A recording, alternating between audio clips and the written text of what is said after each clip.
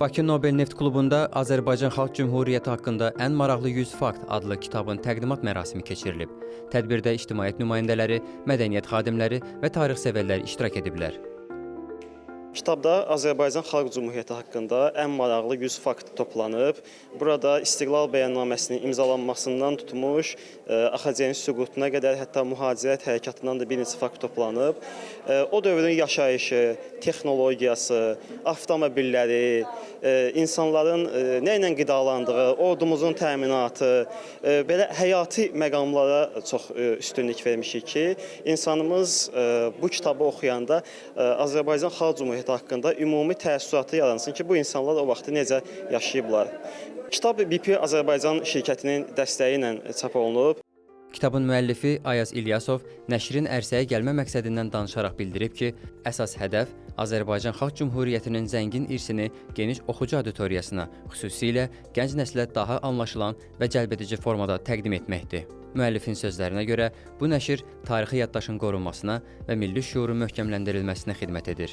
Tədbirdə çıxış edənlər bu kitabın Azərbaycan dövlətçilik tarixinin mühüm mərhələsinə işıq saldığını vurğulayıblar. Bu cür təşəbbüslərin milli mənəvi dəyərlərin qorunması və tarixi irsin gələcək nəsillərə ötürülməsi baxımından xüsusi əhəmiyyət daşıdığını qeyd ediblər. Biz çalışdıq ki, bu kitab əsasən tarix araşdırmaçıları, tarixçilər üçün deyil, gənc nəsil üçün faydalı olsun və gənc nəsildə o maraqlı faktlar üzərindən həmin dövrün tarixinə bir maraq oyansın.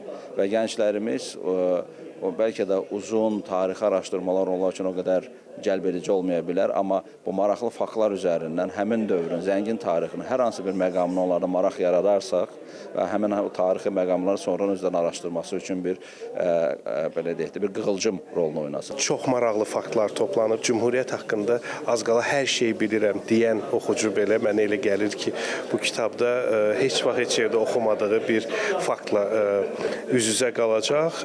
Çox geniş bir istinad xəritəsi var deyə kitabın. Tamamilə fərqli, bu vaxta qədər bəlkə də istinad edilməmiş mənbələrə də üst tutulub deyə çox maraqlı bir kitab ərsəyə gəlib.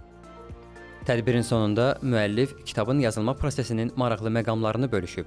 Oxucuları Azərbaycan Xalq Cümhuriyyətinin zəngin və çoxşaxəli irsini daha dərindən öyrənməyə çağırıb.